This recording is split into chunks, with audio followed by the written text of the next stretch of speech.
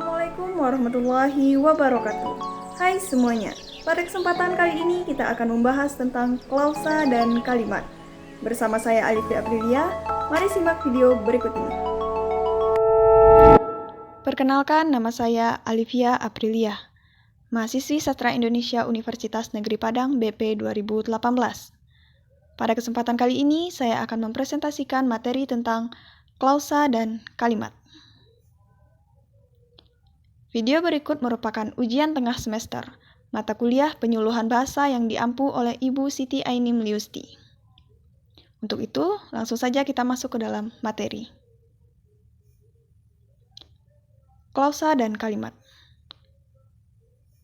Pengertian klausa dan kalimat.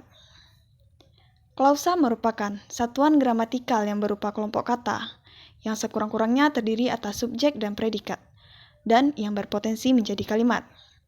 Sedangkan kalimat merupakan satuan bahasa terkecil yang dapat mengungkapkan pikiran yang utuh atau setiap tuturan yang dapat mengungkapkan suatu informasi secara lengkap. Contoh klausa dan kalimat. Contoh yang pertama, sejak ayahnya meninggal merupakan contoh klausa. Ia menjadi pendiam. Jika digabung, sejak ayahnya meninggal, ia menjadi pendiam, akan menjadi suatu kalimat yang utuh, yang terdiri atas dua klausa. Struktur inti kalimat bahasa Indonesia adalah subjek ditambah predikat yang dapat ditambah dengan objek, pelengkap, atau keterangan. Subjek merupakan salah satu fungsi dalam kalimat yang merupakan bagian klausa yang menjadi pokok kalimat. Subjek dapat berupa kata benda, kelompok kata benda, atau klausa. Predikat merupakan salah satu fungsi di dalam kalimat yang merupakan bagian klausa yang menjadi unsur utama di dalam kalimat. Predikat dalam bahasa Indonesia dapat berupa kata kerja atau kelompok kata kerja, kata sifat atau kelompok kata sifat, atau kata benda atau kelompok kata benda.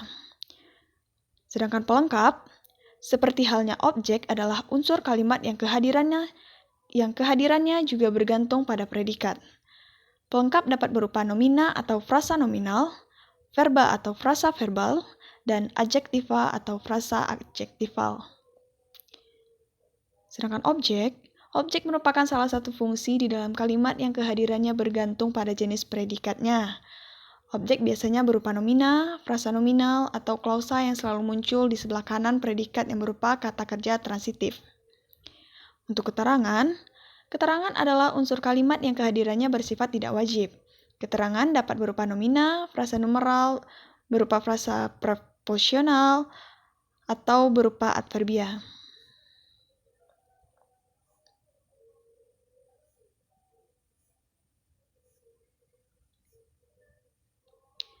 Terdapat 4 jenis kalimat. Yang pertama yaitu kalimat simpleks. Kalimat simpleks yang lazim disebut dengan kalimat tunggal adalah kalimat yang hanya terdiri atas satu klausa atau satu struktur predikat. Jenis kalimat yang kedua yaitu kalimat kompleks.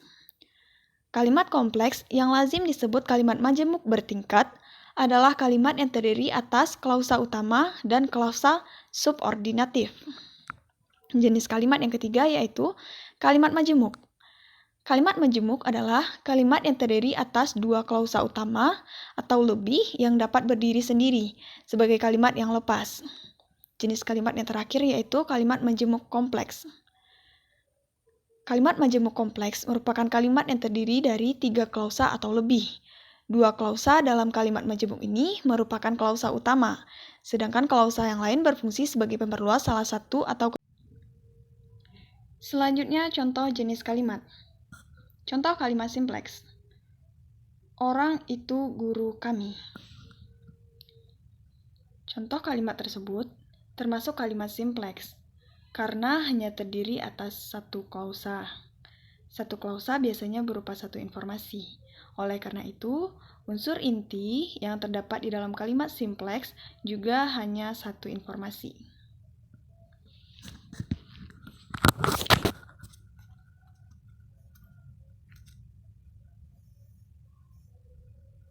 Contoh kalimat simpleks.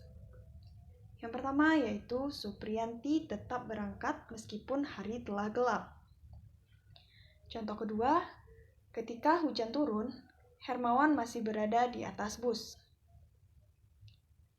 Kalimat di atas merupakan kalimat kompleks, sebab terdiri atas klausa utama dan klausa subordinatif. Klausa Supriyanti tetap berangkat pada contoh yang pertama, dan Hermawan masih berada di atas bus, yang terdapat pada contoh kedua, merupakan klausa utama.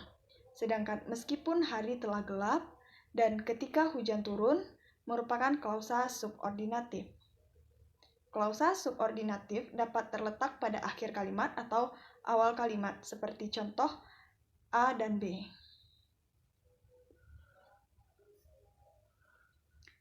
Contoh kalimat majemuk. Yanto membaca stilistika dan istrinya membuatkan susu jahe. Contoh tersebut merupakan kalimat majemuk yang masing-masing terdiri atas dua klausa utama, yaitu Yanto membaca stilistika merupakan klausa pertama dan istrinya membuatkan susu jahe merupakan klausa kedua. Yang terakhir yaitu contoh kalimat majemuk kompleks. Ayah sedang melukis dan adik sedang belajar ketika kebakaran itu terjadi.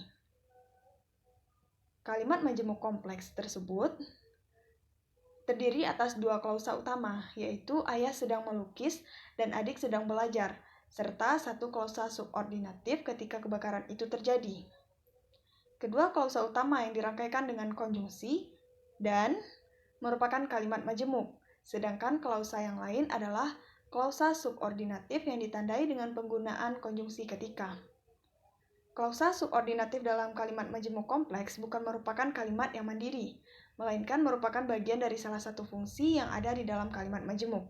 Dengan demikian, kekompleksan kalimat majemuk tersebut ditandai dengan perluasan salah satu atau lebih unsur fungsi dalam klausa utama. Baiklah, hanya sekian yang dapat saya sampaikan. Terima kasih sudah menonton. Assalamualaikum warahmatullahi wabarakatuh.